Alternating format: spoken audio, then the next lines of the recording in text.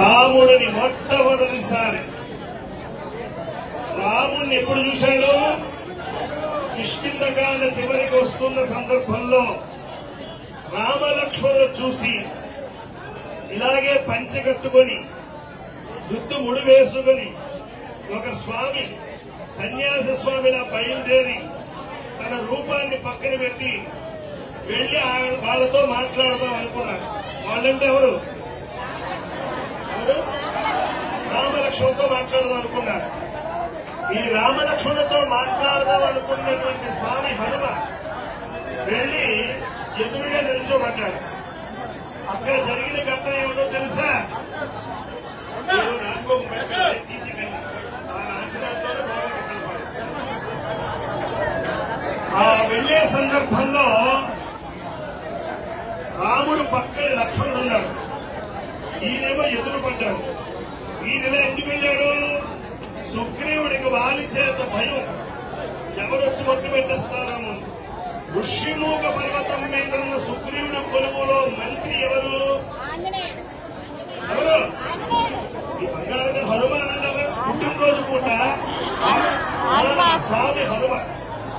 అలాంటి హనుమని ముందు పంపించాడు. ఎవరు పంపించారు? సుగ్రీవుడు. మీకు ఎందుకు ఇలా చెప్తున్నాను తెలుసా? రామాయణాన్ని మీరే చెప్తున్నట్టు అవుతుంది రచయితం వల్ల. ఆ శబ్ద తరంగమే స్వామికి ఇష్టం. అలా మొదటిసారి చూసినటువంటి మారువేషంలో ఉన్న స్వామి హనుమ. లక్ష్మణుడు రాముడు చెప్పాడు, వీటితో మేము మాట్లాడాలంటే కొంచెం తేడాగా ఉంది వ్యవహారం, లక్ష్మణ నువ్వు మాట్లాడన్నాడు. ఎందుకలా అన్నాడు? వేషాలు వేసుకుని వచ్చి పిచ్చి వేషాలు వేసుకుని వస్తే రాముడు లొంగడు. సహజమైన రూపంతో సహజమైన లక్షణాలు ఉండేవాడికి రాముడు లొంగిపోతాడు. తను సుగ్రీవుడి కోసమని తన సహజ లక్షణాన్ని పక్కన పెట్టి ఏదో పంచగట్టి ఎటివేషన్లో వచ్చినా సరే చూసేది తప్ప మాట్లాడలే. లక్ష్మణుడి ద్వారా మాట్లాడిస్తాడు స్వామి. అలా మాట్లాడిన తర్వాత నువ్వెవడవో నీ మాట, నీ చాతుర్యము, నీ పటుత్వము చూస్తే నువ్వేదో సామాన్యుడు కావని నాకు అర్థమవుతుంది, నీ రూపం ఇది కాదు అన్నట్ట. అనగానే ఎప్పుడైతే ఆ మాట అన్నాడో ఆయనలో ఉండేటువంటి ఆ వేషధారణ పక్కకెళ్ళిపోయి తన సహజ స్వరూపమైన హనుమ రూపంగా దర్శిస్తే సహజమైన రూపంలో చూసినటువంటి రాముడు ఇలా ఉండాలయ్యా నువ్వు అన్నాడు. అప్పుడు ఒక్క 10 నిమిషాలు కళ్ళు ఇలా మూసుకొని కళ్ళు తెరిచాడు. ఆ కళ్ళు మూసి కళ్ళు తెరిచేలోపు కనిపించిన రామ లక్ష్మణుల ముద్ర ఏదైతే ఉందో అది తన్మయ అన్నాడు. మొట్టమొదటి తన్మయత్వం అక్కడ కలిగింది. ఎక్కడ కలిగింది రాజుగారు? మొదటి తన్మయత్వం సీత. ఎవరు వదిలినమ్మా చమకించలాగా ఏమంటారు, ఆశ్లేషన్ పేర్లు ఇలా తిరుగుతూనే ఉంటారు. ఎందుకంటే ఎవరిని అడిగేస్తారో తెలియదు. శ్రద్ధగా వినండి. ఎందుకంటే ఇంతమంది చూస్తే చెప్పకపోతే మరుగుపోతుందేమో అనుకోకండి. ఎయిర్పోర్ట్ ఉండాలి తెలుసు. కిష్కింధకాండ చివరని నాతో అంటున్నారు. అలాంటి ఎందుకు చెప్తారంటే అక్కడ భోజనాలు ఇంకా 15 నిమిషాల స్వామి మీరు ఆకపోతే అవ్వదని వాళ్ళు చెప్పారు కనుక అవన్నీ ఏర్పాటు చేస్తారు. నేను ఎందుకు మాట్లాడుతున్నాను.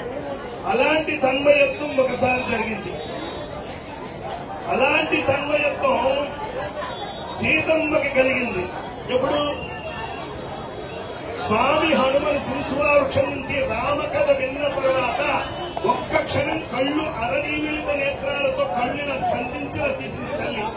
ఆ రెప్పలు ఉమ్మీల నిమిషోత్పన్న విపన్న భువనావళి అంటారు లలితా సహస్రనామంలో. కను రెప్పలు వేయలేనటువంటి తత్వం కలిగిన దయాగుణం కలిగిన అమ్మ ఆ రూపంలో వచ్చి రామకథని చెప్పిన వాళ్ళని చూసి ఒక్క క్షణం మనసుకి స్వాంతన కలిగించాలని ఒకసారి కనురెప్ప అర్ధనిమీలిత నేత్రాలతో చూసింది తల్లి. అప్పుడు స్వామి హనుమను చూడగానే మొదటి తన్మయత్వం కలిగిన వనితామూర్తి రామాయణంలో ఎవరు? సీతమ్మ. సీతమ్మ. ఈ తన్మయ అనే పదానికి ఇది అర్థం. ఇక రామాయణంలో అంచెలంచెలుగా వెతుక్కుంటూ వెళ్ళండి. ఆ వెతుకులాటలో ఎన్నిసార్లు స్వామి హనుమ ఆనందపడ్డాడో, ఎన్నిసార్లు స్వామి హనుమ ఎంతమందిని ఆనందింపజేశాడో మీకు అర్థమవుతుంది. ఇలా ఉన్న హనుమ ఎదురుగా రావణాసురుడు, యుద్ధంలో నైపుణ్యం కలిగిన వాడు. వాహనం ఆయనకుంది రావణాసురుడికి. కానీ రామచంద్ర ప్రభువుకి వాహనాలు లేవు. అరణ్యవాసం చేసేటప్పుడు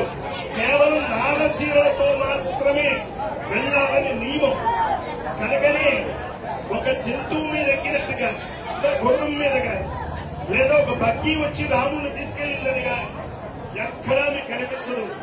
రామాయణంలో ఆ అరణ్యవాసం చేసేటప్పుడు అందుకు ధర్మమూర్తైన రాముడు ఎదురుగా ఉండేటువంటి రావణాసురుడితో యుద్ధం చేయాలంటే సమవుచ్చి అయినటువంటి ఆ రథం ఉండాలి, వాహనం ఉండాలి.